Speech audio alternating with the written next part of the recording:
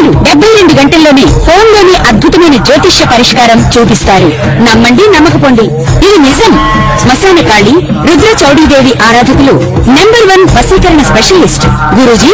మనిషి పుట్టుక నుండి చనిపోయే వరకు వచ్చే అన్ని క్లిష్టమైన సమస్యలకు పరిష్కారం ఇక్కడ లభిస్తుంది. విద్య, ఉద్యోగం, వ్యవహారం, స్త్రీ ప్రేమ, పెళ్లి, సంతానం, స్త్రీ పురుష వశీకరణం, భూవశం, భార్యాభర్తల కలహాలు, కోర్టు సమస్యలు, విడాకుల సమస్యలు, చేతబడి, అప్పుల బాధ, ఇంకా మీకు ఎలాంటి సమస్యలు ఉన్నా 72 గంటల్లోనే శాశ్వత పరిష్కారం చేయబడును. జై శ్రీమన్నారాయణ. నేను మీ ఐకాన్ ఆస్ట్రాలజర్ గట్టుపల్లి సురేష్ బాబు. మనకి ఈ యొక్క కొన్ని విషయాలు మనము వింటుంటేనే, ఆలకిస్తుంటేనే, చూస్తుంటేనే అవి మనకి తెలియకుండా ఉండేటువంటివి, కొత్తగా ఉండడం, వింత ప్రవర్తనలు, ఇలా మనకి చాలా మందిలో చూస్తుంటాం. అది మన ఇంట్లో కావచ్చు, పక్కింట్లో కావచ్చు, ఎదురింట్లో కావచ్చు, మనకు తెలిసిన వాళ్ళు కావచ్చు, ఫ్రెండ్స్ కావచ్చు, శ్రేయభిలాషులు కావచ్చు, రిలేషన్స్ కావచ్చు. ఇక్కడ ఒక మనిషికి మనిషిలా ఉండడం, మనిషిలా ప్రవర్తించడం అన్నీ కూడా మనిషి ఎలా అయితే జీవిస్తారో, మనిషి జీవన ఆధారం ఎలా ఉంటుందో, జీవన శైలి ఎలా ఉంటుందో అలా కాకుండా సనాతన ధర్మానికి పాటిస్తూ ఉండకుండా భిన్నంగా ఇబ్బంది పడుకుంటూ, తనలో తానే ఇబ్బంది పడుతూ, మనము కొన్ని రకాల పేర్లు ఉంటాయి. పిచ్చివాడీడు, వీడికి మెంటల్ వచ్చింది, బ్రెయిన్ పనిచేయట్లేదు, ఇలాగా కొన్ని రకాల రోగాలు రావటం, నొప్పులు రావటం, ఇలా మనం చూస్తూ ఉంటాం. మనకు కూడా చాలా అనుభవాలు చూస్తూ ఉంటేనే వస్తూ ఉంటాయి. దానికి తెలిసిన వాళ్ళకైతే సూక్ష్మంగా చూడాలి, తెలియని వాళ్ళైతే లైట్ తీసుకొని ఏం కాదులే అనుకుంటారు. కొంతమంది ఏంటంటే గుళ్ళలోకి వెళ్ళడం, ఏదైనా పూజలు హోమాలు ఉండి చేయించుకోవడం, ఒక్కొక్కరు ఒక్కోలాగా చేస్తూ ఉంటారు అనమాట. దీనికి అంతటికీ కారణం, ఇదంతా ఎందుకు చెప్తున్నాను అంటే కనుక, దీని అంతటికి కారణం ఏంటంటే కనుక, మంచి ఎలా ఉంటుందో చెడు కూడా అలానే ఉంటుంది. ఆ చెడుకు సంబంధించినటువంటి విషయాలలో కొన్ని విషయాలు మనం గమనించినట్లయితే, చేతబడి, హిప్నాటిజం, బ్లాక్ మ్యాజిక్, కాలాజాదు, వశీకరణం, మందు పెట్టడం, ఇలాగా చాలా రకాల పేర్లు ఉంటాయి. యక్షిణి విద్యలు, బాగల్ముఖి, భానుమతి, ఇంకా చెప్పుకుంటూ పోతే స్పిరిట్ అంటారు. కొన్ని స్పిరిట్ ట్రైడ్స్ ఉంటాయి. ఇలాగా చెప్పుకుంటూ పోతూ ఉంటే చాలా రకాలు ఉంటాయి పేర్లు. కాలభైరవుని పూజిత వాళ్ళు అంటారు, ఇలాగా ఇంకా భైరవ పూజలు అంటారు. ఇలా చాలా ఉంటాయి అన్నమాట. అలాగా చెప్పుకుంటూ పోతే బొచ్చుడు ఉంటాయి.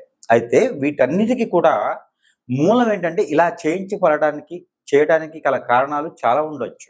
ఒక మనిషి మీద ఒక మనిషికి పడకపోవటం, విరక్తి, విసుగు, కోపం, చిరాకు, చికాకు, ఆందోళన, వ్యసనం, రంది, ఓర్చుకోలేని తత్వం, ఇలాగా చాలా రకాలు ఉంటాయి. ఆస్తి కోసం, ఒక మనిషి ఇష్టం ఉండి వశపరుచుకోవడానికి, ఇలాగా రకరకాలుగా ఉండేటువంటి విధానాలు, ఆశలు, కోరికలు మనిషిని ఎంత దూరమైనా తీసుకెళ్తాయి. పోనీ ఇలా చేసే వాళ్ళు ఉన్నారా అంటే ఖచ్చితంగా ఉన్నారని చెప్పవచ్చు. ఇలా చేయించబడిన వాళ్ళకి పరిహారం ఉంటుందా అంటే ఖచ్చితంగా ఉంటుందని కూడా చెప్పవచ్చు. అయితే దీనికి ముళ్ళుతోనే తీయాలి అనే ఒక నినాదం అయితే ఉంది కదా, అది దాని ప్రకారంగా మాత్రమే చేయాలి.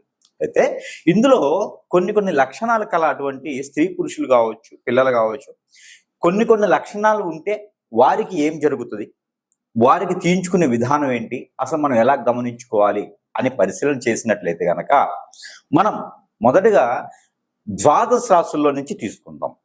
ఎందుకు అంటే ఈ ద్వాదశ రాశుల నుంచి తీసుకోవడం వలన వారి రాశి ఏంటి, వారి నక్షత్రాలు ఏంటి, వారి యొక్క గుణగణాలు ఏంటి, వారికి ఉండాల్సినటువంటి విధానం లేకుండా వేరే ధోరణిలో ఉంటే వారికి ఏం జరిగింది అనేది కొంచెం తేలికగా మనం గమనించుకోవచ్చు.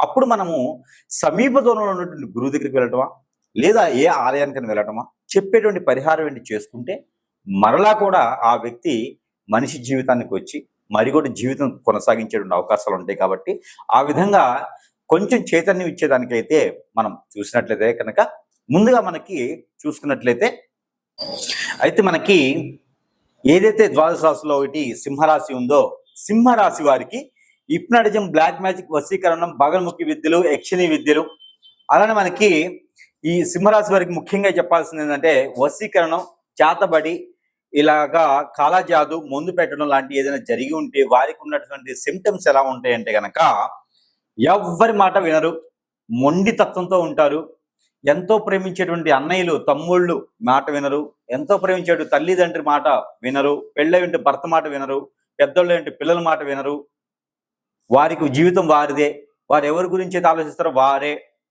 ఏం పట్టదు, తినలేదా ఓకే, తల్లినా వదిలేస్తారు, తండ్రినా వదిలేస్తారు, పిల్లలనా వదిలేస్తారు, భార్యన భర్తన ఎవరి గురించి ఆలోచించరు. ఫస్ట్ సిమ్టమ్ ఇదే సింహరాశి వారికి. రెండో సిమ్టమ్ ఫుడ్ తినరు, తిన్నా అరగదు. ఇక్కడ ఈ కింద పార్ట్, లోయర్ పార్ట్ భాగం పెరుగుతూ ఉంటుంది, అంటే నడుముల దగ్గర నుంచి కింద పార్ట్ పెరుగుతూ ఉంటుంది, మోకాళ్ళ దగ్గర నుంచి కింద నొప్పులు వస్తాయి, సరిగా నడవలేరు. మనము సూదితో పొడిస్తే ఎలా ఉంటుందో అలా ఉంటుంది అరికాళ్లలో. ఇవన్నీ సిమ్టమ్స్. హెయిర్ ఫాల్ అవుతూ ఉండిద్ది. ముఖం కూడా పెద్ద కోళ్ళ ముఖం అయిపోద్ది. ఈ కోళ్ళ ముఖం అయిపోవటం, పెద్ద మనుషుల్లా తరహాగా ఉండడం, 20 సంవత్సరాలకి 50 సంవత్సరాల తరహాగా ఉండడం, కోపం రావటం, చికాకు రావటం, ఇంట్లో ఉండాలి అనిపించకపోవటం, ఎక్కువగా తిరగటము, అందరిని వదిలేయటం లాంటివి. ఇలాంటి సిమ్టమ్స్ ఎవరైనా సింహరాశిలో ఉన్నాయా? చదువుకోమంటే కూడా స్కూల్కి కానీ కాలేజీకి కానీ వెళ్ళరు, ఇన్స్టిట్యూట్కి వెళ్ళరు, జాబ్ చేయమంటే చేస్తారు. ఎందుకంటే అక్కడ ఎవరైతే హిప్నాటిజం, బ్లాక్ మ్యాజిక్, వశీకరణ చేయించారో వారి కోసం మాత్రమే జాబ్ చేస్తారు. వారే కావాలి జీవితంలో, ఇంకేమీ వద్దు, ఎవరెటు పోయినా అవసరం లేదు. ఇలాంటి సిమ్టమ్స్ మన సింహరాశి వారికి ఉన్నాయా? ఖచ్చితంగా మీకు ఆరోగ్య సమస్య కాదు, ఇంకోళ్ళ మీద ఇంట్రెస్ట్ కాదు, వశీకరణ జరిగింది మీకు. వశీకరణం, బ్లాక్ మ్యాజిక్కో, హిప్నాటిజమో, చేతబడో, యక్షిణి విద్యలో, బగల్ముఖి విద్యలో, కాలాజాదునో, మందు పెట్టడమో ఇలాంటి ఖచ్చితంగా మీకు ఏదో జరిగింది. స్పిరిట్ జరిగిందో, స్పిరిట్ జరిగితే జీవితంలో కోలుకోలేరు. ఇది వీటన్నిటికీ నేను మీకు పరిష్కారం దొరుకుతుంది, కానీ స్పిరిట్ పరిష్కారం చాలా లేట్గా దొరుకుతుంది. అది పాయిజన్ లాంటిది, చాప కింద నీరు లాంటిది, ఎప్పుడుకో ఎక్కుతుంది, అది దిగదు. అయితే మీకు ఇలాంటివి ఏమైనా ఉన్నాయా? ఇలాంటి సిమ్టమ్స్ ఉంటే ఖచ్చితంగా మీకు వశీకరణ అయినట్టు లెక్క.